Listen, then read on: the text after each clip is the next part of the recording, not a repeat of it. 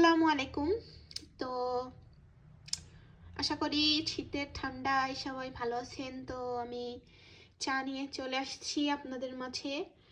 তো মানে রাতে আর কি বলবো, এই যে ঠান্ডায় সবাই জমে যাচ্ছে, তার ভিতরে যদি এক কাপ গরম গরম চা হয় এরকম ধোয়া ওঠা, মানে কি বলবো।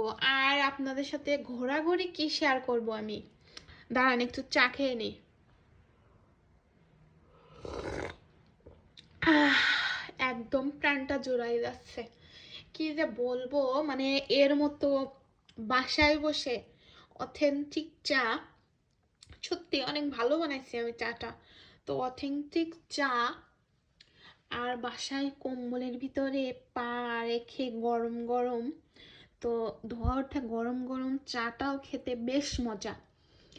তো কি বলবো, আর ঘোরার কথা কি আপনাদের সাথে বলবো, যে একবার যাই, মানে বিয়ের পরে বলছিল, যখন বিয়ের আগে বাবা মা বলে না যে বিয়ের পরে যাস হানিমুনে যাস, ঘুরতে যাস, তো আমিও এখন যাই।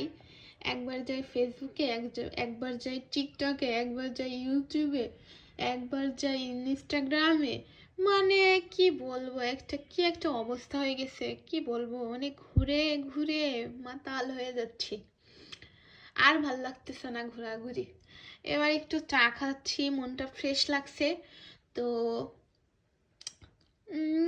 কি বলবো, সবাই ভালো থাকবেন আর কি। আর সবাই শীতে আমার মতো গরম গরম, দেখছেন সর পুড়ে যাচ্ছে, তো শীতে আমার মতো গরম গরম চা খাবেন। তো আল্লাহ হাফেজ সবাই, সবাইকে ঠান্ডা মুবারক।